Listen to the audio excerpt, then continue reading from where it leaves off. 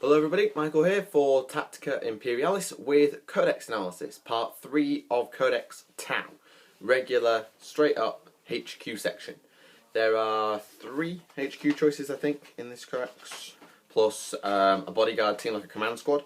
So yeah, 1, 2, 3, just 3, which is useful. This video, despite the fact there's only 2 or 3 choices, will actually be rather long because I've got to go over all the bits of equipment that you can take on your commanders, which could get rather long-winded, so bear with me, I'm going to say, folks.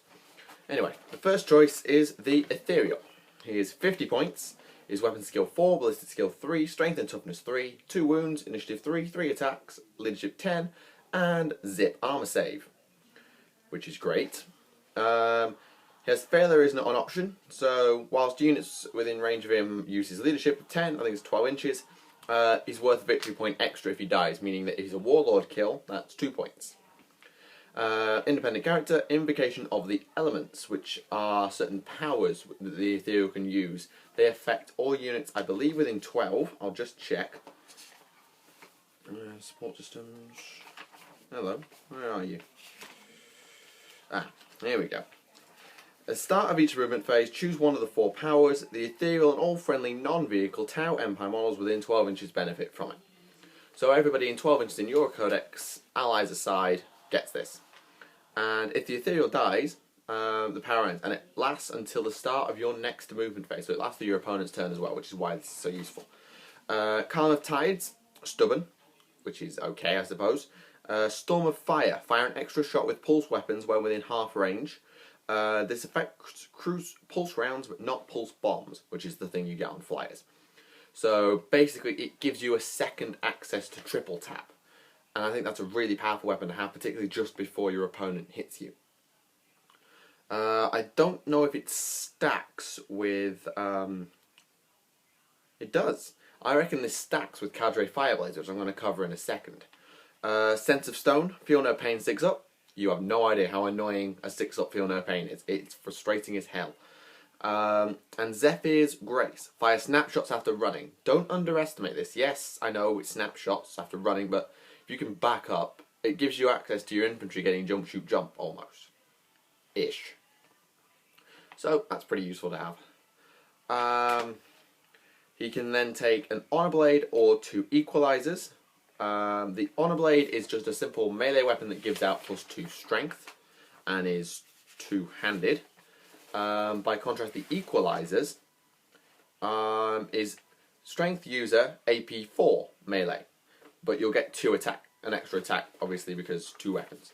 So you get 4 attacks at strength 4 AP 4 or 3 attacks at strength 5 AP dash. Your choice. May take a Black Sun filter, which is night vision and immunity to blind. A homing beacon. These are both 5 points, by the way. And the homing beacon, I think, is for deep striking. Should be here. Support systems. Homing beacon. Deep striking friendly units do not scatter when in 6 inches of a homing beacon. That's pretty useful. And that's 5 points. I should say the Honor Blade is 5 points and the Equalizers are 10. So it is slightly more expensive to take Equalizers, and to be fair, I wouldn't take either of them because, well, if your Ethereal's in melee, you done messed up. I'm not gonna lie, you done messed up. And you may take 2 drones. Always take a shield drone. This is not up for debate. You always take a shield drone because you need a save. Even if it's just a 4-up invul, 2 shield drones is fine. 2 4-up invul guys to take your wounds for you is damn useful. Don't underestimate it. Plus, it means the majority toughness actually goes up to 4 because drones. Cadre Fireblade, 60 points. Weapon skill 4, ballistic skill 5, which is one of the best ballistic skills in the whole damn codex. I mean, that's on a par with a commander. Strength and toughness 3, 3 wounds, initiative 3, 3 attacks, leadership 9, and a 4-up save. So he has combat armor, which is what fire warriors have, a pulse rifle, photon grenades, which are just defensive grenades, and a marker light, which unfortunately means that whatever he marker lights, his unit will have to fire out, but they don't get the marker light bonus. I'm sad to say. He is an independent character. He has split fire, supporting fire, and volley fire. Lots of fire. So split fire, we know how split fire works. You can fire at 2 different units, and this means this is like having a target lock. meaning that he can actually split off from his unit to fire and mark light at something else. I missed that because it's not a piece of wargear, but that's very useful. Plus, it may allow his unit to split fire. I'm not exactly sure of the rules. Supporting fire, covered that in part 1.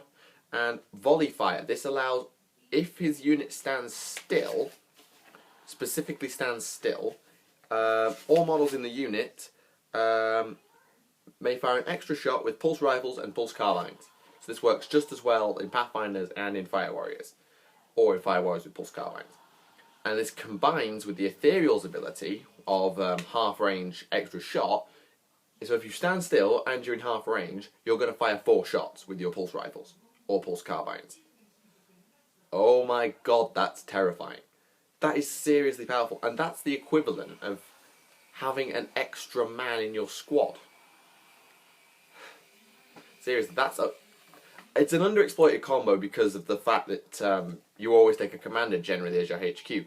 But if you just wanted a pulse wall, there are fewer things more terrifying than a 4-shot Fire Warrior unit. That's pumping out nearly 50 shots. If you just want a sense of scale, that's nearly 50 shots. Plus, this also, I believe, will affect the drones if you take gun drones. So they're going to be firing 4 shots, Twin Link BS2. Oh my lord. That's pretty terrifying. And his only option is to take 2 drones. Again, I would recommend a shield drone because, well, you need a shield. You need an invul. And because of his special rules, I would actually suggest a gun drone because he's going to be fighting with pulse units anyway. You can take a missile drone because I suppose if you've got vehicles in front of you, it always helps to have a missile drone or something with a missile just to kill it because you have problems such as like rampaging walkers that come stomping up in your face, as you may have seen in one of our battle reports. And he's 60 points, so he's very good value, but he's underused, I believe, because Ethereals have nice buffs, commanders are not quite OP, but very, very, very versatile. So the Fireblade is sort of left in the background, but I like him a lot. Nice and fluffy as well. And then we come to the Tau Commander, and he is 85 points basic.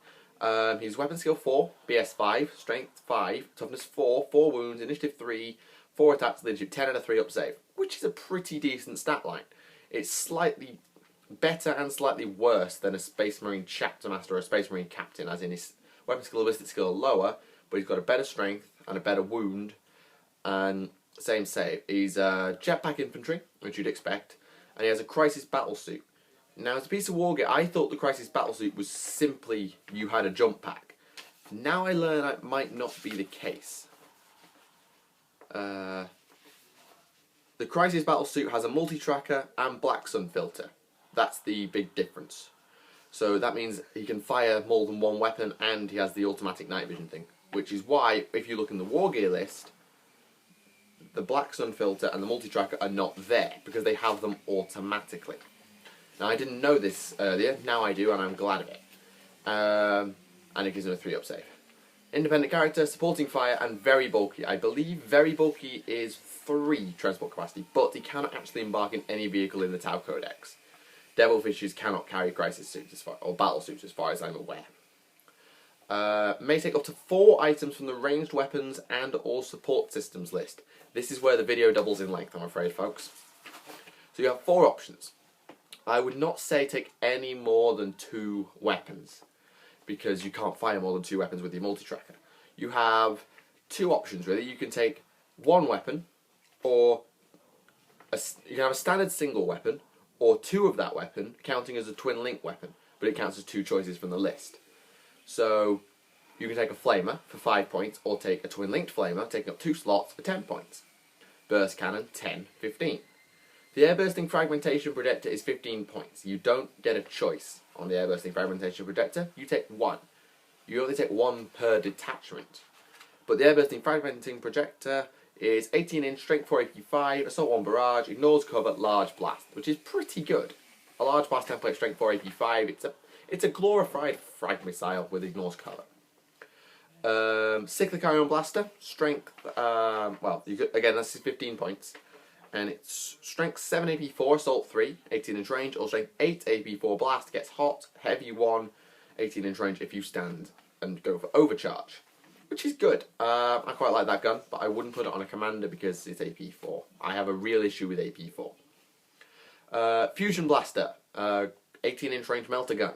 15 points for one, 20 points for a twin link one. This is one of the few things I would actually recommend you twin link, because you don't want to miss with your melters. Missile pod, 15-20, at strength 7 AP 4, 2 shots. Plasma rifle, strength 6 AP 2 but no gets hot, which is where it differs from a plasma gun, 15-20. In terms of how I would equip my weapons, I would probably say I'd want a burst cannon to deal with infantry and a missile pod to deal with everything else. Of course, if I know I'm facing a tank heavy lift, a twin link fusion blaster and then a burst cannon or a missile pod would actually help, because if you twin link, as if you're taking two choices, you only have one weapon, which opens up another weapon slot for you if you so choose. Support systems. These all have one cost, apart from one of them which has a separate cost for a Riptide, but I'll cover that a separate time.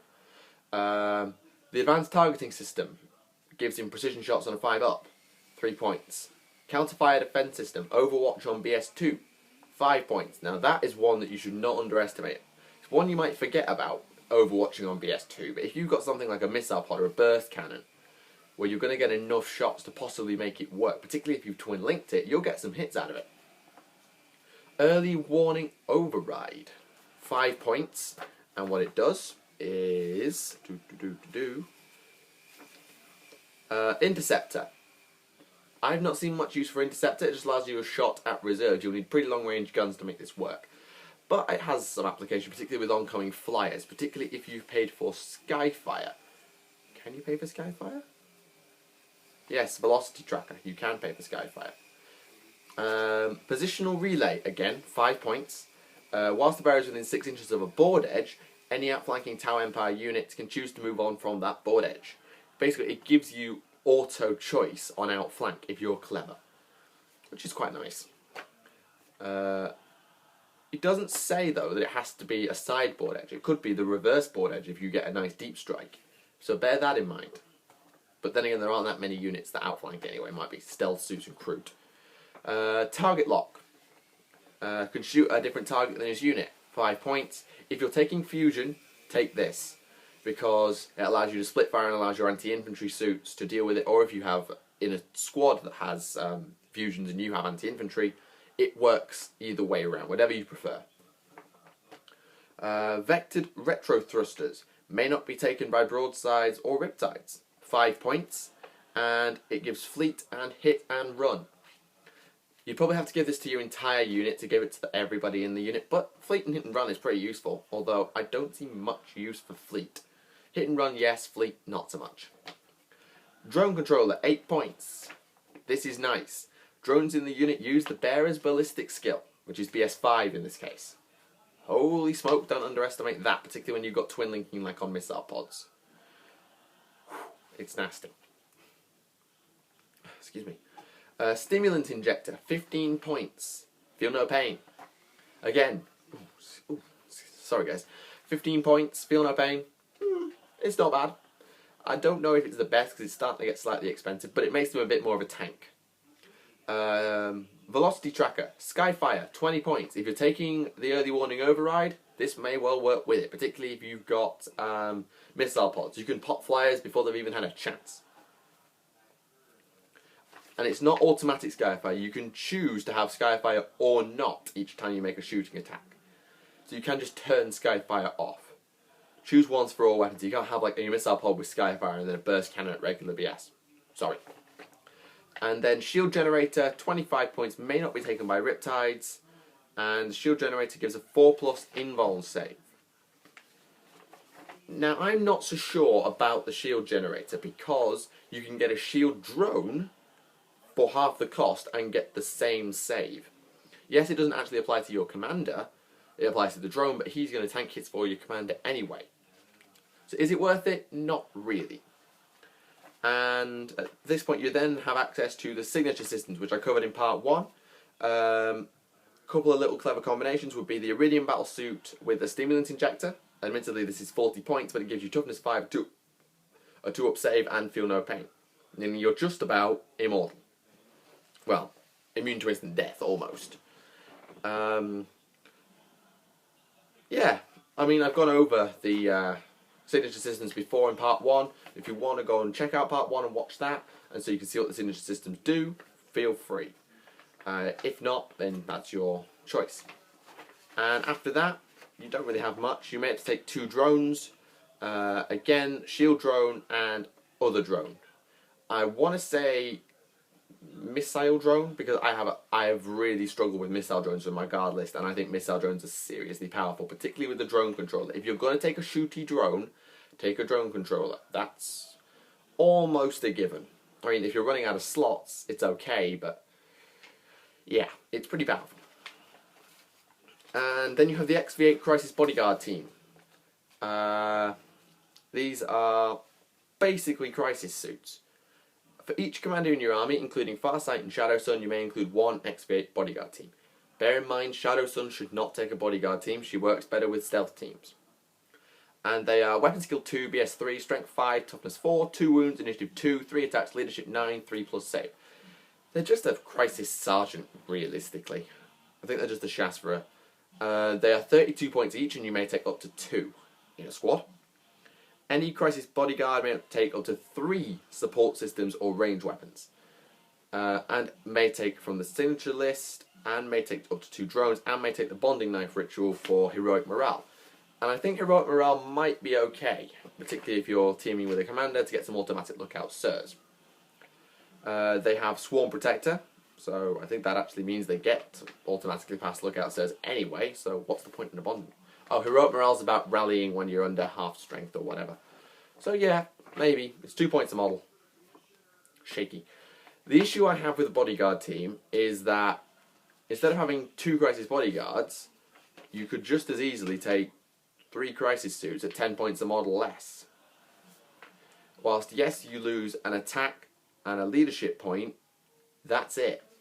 Because your leadership will be sorted out by your commander, and if you're in melee you've got a problem. I think that's a bad trade-off to make. So really a bodyguard team is the poor cousin of the crisis team, despite the fact it's got better stat lines and has access to signature systems. That's its only saving grace, is signature systems. So yeah, that's that. That's that HQ section. The Ethereal is sort of a great secondary. Don't take him as your Warlord because it's double victory points, although he'll be giving up an equivalent Warlord point anyway. And never leave home without at least 1 shield drone, or you've made a bit of a mistake. Cadre Fireblade, good if you're running a very infantry heavy list, such as mass Fire Warriors or whatever, or at least have 1 big squad of Fire Warriors for him to go in. That's important. If you have an Ethereal with him, give the Storm of Fire extra shots, and watch yourself get quad tap. I'm not kidding, quad tap is evil. The Commander is your go-to. He's your best HQ in the book. The range weapons are pretty good. As I say, I think a little bit of a mix of anti-infantry and anti-tank works, although if you're going to do that, you may want to consider a target lock. Twin linking, I wouldn't bother except possibly on fusion blasters. Signature systems, Crisis Iridium Battlesuit is the obvious one, especially combined with the Stimulant Injector. If you're taking shooty drones, take a drone controller. If you want to snipe flyers that come on from reserve, positional relay, no, not positional relay, velocity tracker and the early warning override is a very good combination to have. And then the bodyguard team, as I've said, loses out a bit to the crisis team in the fact you get less of them for more points, and their only saving grace really is the access to signature systems, which is okay, but I think crisis suits will do the job for you just as well, although it does take up an elite slot. So that's all for this video. Be sure to leave a like if you enjoyed it. I hope you did. Leave any comments down below, give me your opinions, or give me any suggestions about further things you want to see analysed in future. For example, I'm planning to do Codex Chaos Space Marines down the line, and maybe Codex Tyranids, and hopefully Codex Astra Militarum. So thank you for watching. My name is Michael, and I will see you all again.